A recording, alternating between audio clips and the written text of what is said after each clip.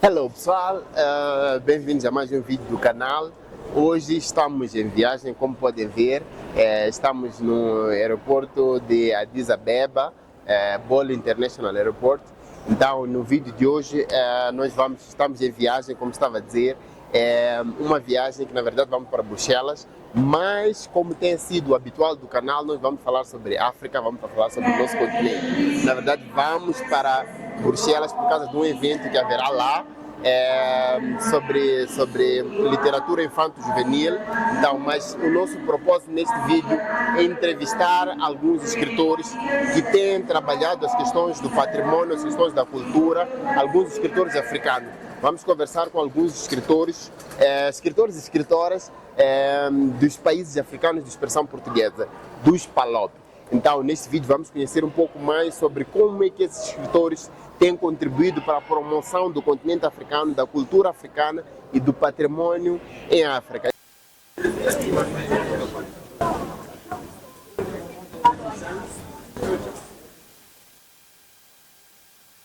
Chegamos, pessoal. Foram mais ou menos 4 horas de Addis Abeba até cá. Então já estamos cá no aeroporto de Bruxelas, na cidade de Bruxelas. Então, como já havia dito, hoje vamos conversar com esses escritores, saber um pouco mais sobre o seu trabalho na área da cultura. Então acompanhem o vídeo até o final, que de certeza não vão se arrepender. Até já!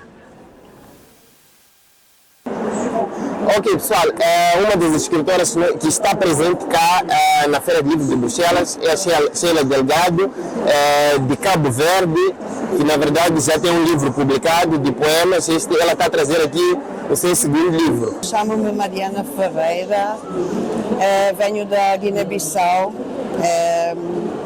onde vivi e trabalhei 39 anos, sempre na área da cultura, sempre como a minha profissão de antropóloga exigia, a busca da riqueza cultural deste país. Meu nome é Merlis Tavares, sou ilustradora e artista conceptual. Estou aqui com a BD PALOP em Bruxelas, Bélgica, para representar meu país e também demonstrar a banda desenhada em que participei com a minha colega argumentista. Olá, eu sou a Tete Aguinho, de Cabo Verde, e sou Rovena Ferreira. Bom, o meu livro é A Magia do Carnaval, que é vamos dizer, uma festa, um festival, né? Culturalmente muito grande na Guiné-Bissau, onde todas as culturas participam. Então, devido a isso, é um patrimônio cultural, então devido a isso decidi englobar isso no projeto de desencantamento e fazer um livro sobre a magia do Carnaval na Guiné-Bissau. Seja bem-vindo ao canal. Fale-nos um pouco mais sobre o livro que traz cá nesta feira. Olá, bom dia, boa tarde a todos, onde é que estão a nos escutar? Eu sou a Sheila Delgado. O livro A Família Gleb, portanto, é um dos livros da terceira edição do projeto BD PALOP. E o livro, na verdade, não é nada mais, nada menos aquilo que reflete a nossa cultura, o nosso folclore, as histórias que eram contadas pela nossa avó materna, a Guilhermina Rocha.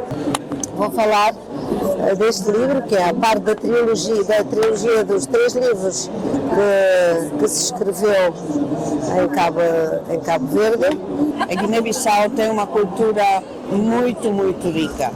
Em primeiro lugar, temos 14 etnias, cada uma com a sua tradição típica, né? Então, surgiu a ideia, eu como autora, em primeiro lugar, de fixar esta cultura que estava em perigo, digamos assim, por causa da oralidade, né? Fixar nos livros. Até porque esse livro foi feito por crianças, os desenhos, as ilustrações, as crianças. Usamos ilustrações feitas por crianças nas escolas para fazer um enredo O livro, na verdade, traz também aquilo que é o folclore, algumas figuras do nosso folclore, como a cachorrona, temos outros como o mete, canelinha, temos o gongon, temos a bruxa. Então, nesse livro decidi retratar um bocadinho daquilo que é e que também tem na nossa história cabo-verdiana. O livro... Essas figuras que está a falar estão presentes nas histórias, de diversas histórias, são figuras míticas, como é que é? Exatamente, essas figuras normalmente eram figuras que estavam e que estão presentes nessas histórias tradicionais e que são figuras míticas. A cachorrona que está no meu livro é uma figura mítica e que sempre a nossa avó trazia, portanto, essa personagem e outras personagens para as histórias que contávamos à luz da lua cheia. Então esse livro retrata muito das histórias, portanto são 3 primos. Eu também vivi essa história junto da minha avó, mas não coloquei-me enquanto personagem, mas enquanto pessoa que narra essa história e que traz enquanto banda desenhada. Concretamente nestes livros de Ilhas Encantamentos, sobretudo o livro Ndule Ndule retrata de facto as canções que os meninos antigamente cantavam em noites de luar, ao brincar fora, ao brincar à luz da lua, e que nunca ninguém pensou que isto era uma herança muito importante de ser transmitida às gerações futuras. Então eu recolhi com paciência estas canções, estão em pauta, estão fixadas, estão num vídeo a mostrar como é que se brincam, e por isso eu acho que é mais um grão de areia nesta nossa luta de conseguir promover a cultura, neste caso a cultura da Guiné-Bissau e a cultura africana em geral.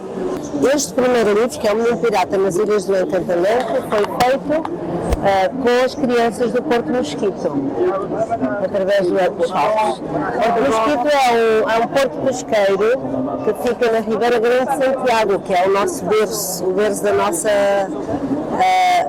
do nosso país, não é? E contém figuras patrimoniais da Ribeira Grande de Santiago, porque normalmente as pessoas acham que o património são os edifícios, porque nós temos lá a Catedral, temos o Forte, temos a Igreja de São Francisco, mas convivem diariamente com outros elementos patrimoniais sem os reconhecer. Então a ideia, e este projeto vem depois de um projeto anterior que foi de formação em termos de costura, em termos de educação patrimonial, de várias figuras, sim, e a partir da formação da confecção de várias figuras patrimoniais daí, como é o pirata, o pescador, a batucadeira, a vendedeira de peixe, para além dos animais, da flora e da fauna que nos caracteriza. Então a ideia foi essa, foi pôr neste primeiro livro elementos patrimoniais daí, fazer com que as crianças reconhecessem esses elementos e eles contribuíssem para a narração da história e, para além disso, criar uma história de inclusão, porque Cabo Verde caracteriza-se pela sua morabeza, sempre foi um país muito inclusivo, e então a inclusão de um pirata em uma criança que vem num barco de pirata, que muitas vezes o pirata era visto como algo muito ruim, e neste caso conseguimos separar o que é o pirata e o que é a criança, e a criança estava a precisar de cuidados e ela foi tratada e tornou-se mais uma criança daquele coletivo, esquecendo-se de tudo, graças à morabeza das pessoas do lugar, que a trataram. E como é que foi para si levar a cultura e colocar em banda desenhada? Banda desenhada se calhar não é algo muito familiar a nós, mas como é que foi esse desafio junto à sua ilustradora também, como é que foi? Para mim foi um desafio muito grande, principalmente na questão da escrita, porque a poesia ela pode ser muito abstrata, muito fantasiada. Eu chego da poesia e digamos, caio na banda desenhada, e eu sou uma pessoa que gosta muito de escrever e escrevo bastante, e escrevo textos muito grandes. A minha história era muito grande. O maior desafio foi colocar no essencial, nas vinhetas da banda desenhada. Condensar tudo aquilo que tinha. Exato. E como é que está a ser a recepção do livro? Que comentários têm ouvido? Olha, em Cabo Verde foi muito bem. Foi o primeiro, sim. Houve procura, porque como não é para comercializar, houve muita procura. Inclusive foi distribuído, porque fizeram-se kits de distribuição por várias escolas, acho que foram 25 escolas, a pedido do Instituto Camões, acho eu, foram eles que pediram. Portanto, o retorno que nós temos tido é muito bom. E em relação aos outros também. Mas este, como foi o primeiro, foi o pontapé de saída, o que realmente suscitou muito boa acesso. E como é que está a ser a recepção deste livro, primeiro em Cabo Verde? Como é que a comunidade está a receber este livro? Quais são os comentários que tem ouvido? Olha, tenho recebido bastantes elogios, tanto primeiro pela minha família, porque estão todos orgulhosos, porque trazemos a nossa avó materna para um livro que hoje está em Bruxelas. E trazer a nossa avó, a nossa ancestralidade para cá é algo grandioso. Isso. E poder e prever, por exemplo, que daqui para frente teremos, por exemplo, este livro traduzido noutras línguas e levar para outros cantos do mundo é espetacular, tanto para a minha família como para mim, inclusive também para instituições também que estão ligadas à literatura em Cabo Verde. O que é que teria a dizer para as novas gerações, professor? O canal é sobre África, o que é que teria a dizer para os jovens, as novas gerações, acerca desta importância da cultura, das histórias e da cultura no geral em África? O que eu quero dizer é que nós temos que olhar à nossa volta, valorizar aquilo que temos, sim, defender e preservar. Trata-se daquilo que temos, porque essa é a nossa riqueza. Porque quando nós vamos para fora e levamos na bagagem tudo o que é nosso, temos que ter a consciência. Às vezes nós levamos isso por uma questão de hábito, porque gostamos, mas temos que levar isso já com a consciência de que isso é o nosso património e temos que defender onde por onde formos. Quer dizer, não é só levar, é ter consciência do que nós levamos na bagagem. Sim, porque nós somos o resultado disso tudo. A cultura é a identidade de um povo. Nós estamos a falar cultura. A cultura é um marco da identidade. Por isso, cada um de nós tem a sua cultura, cada um de nós tem os seus hábitos, tem a sua tradição e cada uma é singular. Cada uma das nossas culturas é singular no mundo. E daí que, quando falamos da cultura do povo moçambicano, da cultura do povo guineense, é a simbologia diferente, mas de facto são marcos identitários dos povos. É só isso. A cultura não é só livros, ou músicas, ou dança.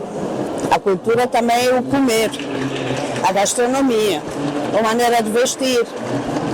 Tudo isso é cultura e por isso a singularidade é importante, porque de facto retrata a gênese de um povo, né? Acho que é muito importante termos essa consciência que precisamos passar adiante aquilo que é a nossa identidade e aquilo que são as nossas raízes. Nós é que devemos contar as nossas histórias, porque nós vivemos a nossa história. Eu digo sempre que nenhum outro escritor pode escrever aquilo que eu sinto. Então é importante também contarmos, escrevermos e valorizarmos aquilo que é o nosso património também histórico, diretamente ligado às histórias populares e tradicionais. O que eu quero dizer para terminar sobre a sua experiência cá na Feira de Livros de Bruxelas, junto com os outros escritores de Palop? Como é que foi essa experiência? Palop e Timor-Leste, como é que foi essa experiência? Fantástico, experiências novas, adquirir outros conhecimentos, levar para o meu país, para a Guiné-Bissau também. Toda a experiência que eu adquiri aqui está sendo maravilhoso e fantástico.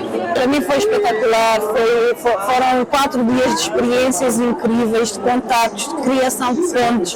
Quero ir para os outros países de língua portuguesa. Timor eu já estive, mas quero ir também para a literatura.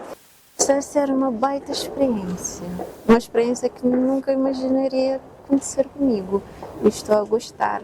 Espero ver mais experiências, espero ver mais cómicos que eu possa desenhar também. Ok, e os agradecimentos para quem vão? Os agradecimentos vão para a Cultura, vão para a BD Palop, vão para a União Europeia, também para a Juventude, que é a minha editora de coração, em especial a Odeir Varela, vai para todos os escritores que estiveram aqui conosco e para os colegas, pelas amizades, pelas partilhas, por todos esses dias maravilhosos. Então, pessoal, foi esse o vídeo, espero que tenham gostado. Esses são os escritores que estiveram envolvidos nestes projetos que estão ligados à promoção do patrimônio através da literatura. Então, foi isso, espero que tenham gostado do vídeo. Não esqueçam de deixar os vossos comentários aqui. Quem ainda não se inscreveu ao canal, se inscreva e aguardemos até o próximo vídeo. Tchau, tchau.